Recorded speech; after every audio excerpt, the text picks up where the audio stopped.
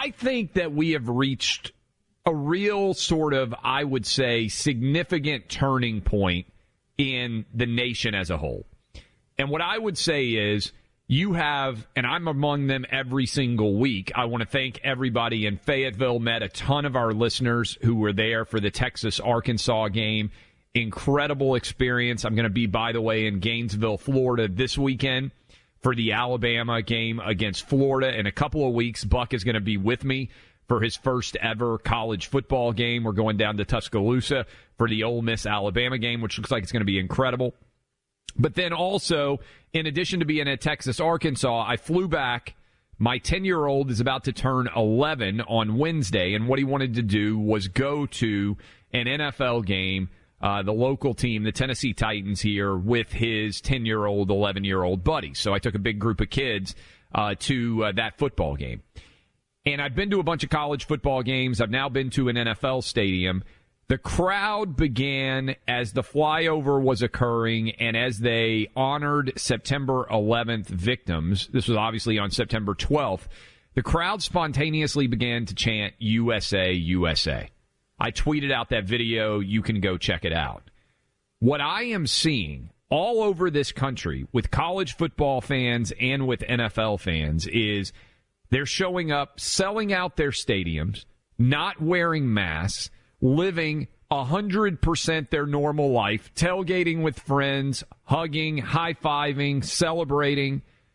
Sometimes your teams play poorly, reacting in the same way that you would before. And I can't get over the incredible dichotomy between the way the blue-check losers in the Joe Biden administration and their anti-science advisors behave, demanding that we have a vaccine mandate, and the way what I would say real Americans across the landscape are actually behaving. And, Buck, I'm curious because you went to the U.S. Open for the tennis final, and they've made a big deal about how they're going to require vaccine passports to enter and everything else.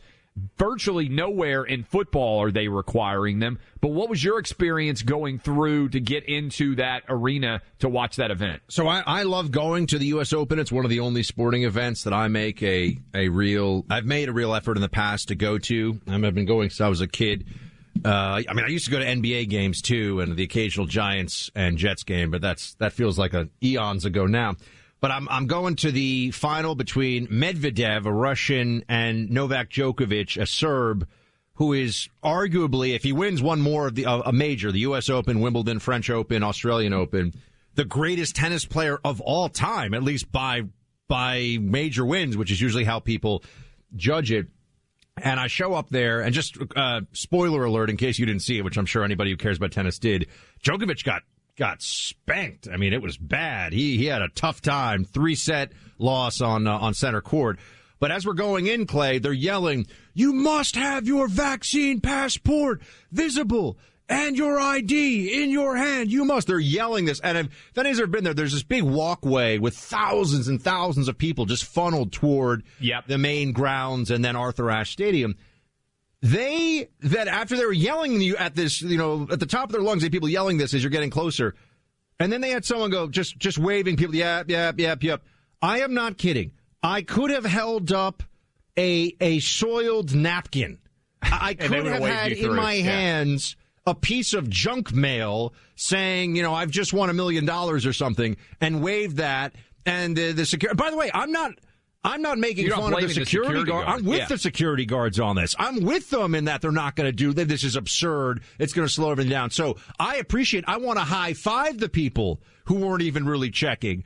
But it is an extended finger in the center of the hand, so to speak, to all the people that are going, "Oh, we need the vaccine passports everywhere."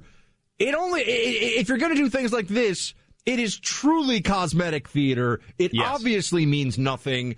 And, Clay, we were outside. The main match is outside. This stuff doesn't spread outside, not in any meaningful way. We can't be held responsible for people that are afraid of lightning strikes all the time. I'm sorry. We just can't live our lives that way.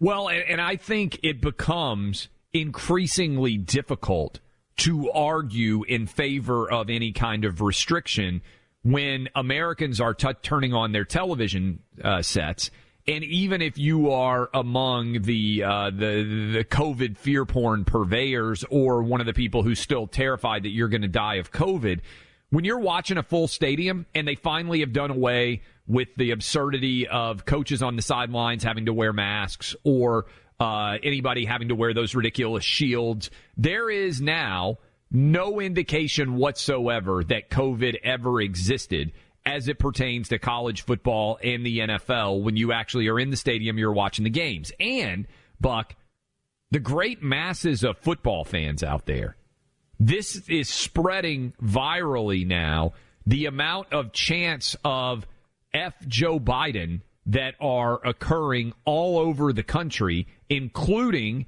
in the 9/11 celebratory Mets-Yankees baseball series. We put together a medley, don't worry, they're bleeped, of fans in crowds starting viral F. Joe Biden chants. Listen to this. Joe Biden! Joe Biden! Joe Biden! Joe Biden! Does this sound, Buck, like the most popular president according to electoral math? The most votes of all time. More votes than Barack Obama. Yes, of course. 81 million. 81 million people. I mean, I think what you have is finally people, there's a little bit of a turning point that is occurring here, a tipping point that's happening where you have people are getting to the point of fatigue with the stupidity where it's becoming more obvious. And here's how I would say that. Because, Clay, you get to spend more time in red state America. I get to spend more time in blue state America, right? So in blue state America, it has been this cultural and social signifier of your intelligence to double mask indoors, outdoors, to stand away from people when you're in line, all these crazy things, to sit in the circle in the park that they've made for you. And I mean, they actually draw a circle on the ground. Yeah, I've seen those pictures. It's crazy. Done all this. That was a signifier. Now I am seeing people who, granted, there's, 700,000 Republicans or 800,000 Republicans in New York City, but I am seeing people that are just like, I'm not going to do this anymore. I was on the subway going out to the game, subway back and forth, the U.S. Open. Masks required on the subway. Of course, I didn't wear a mask because I'm such a rebel, but I didn't wear a mask. And I'd say about 4 or 5 other guys in the subway car. Interesting, it was always guys. I did not see any unmasked women, female in the subway, only guys. Now, maybe that's because, if somebody gets aggressive with you, you're on the subway, a guy might feel a little more comfortable handling the, hey, buddy, back off thing. But people are starting to say this. My coffee shop on my corner, masks, even for the vaccinated, it says, required.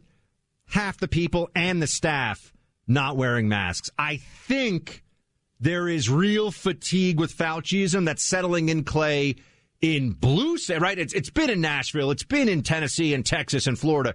But I think even the libs, some of them, not a majority, but like a good chunk of them are tired of this bull crap. Yeah, and look, Buck, I think it's gratifying, right? My team got their ass kicked on Sunday. The Titans got destroyed by the Arizona Cardinals.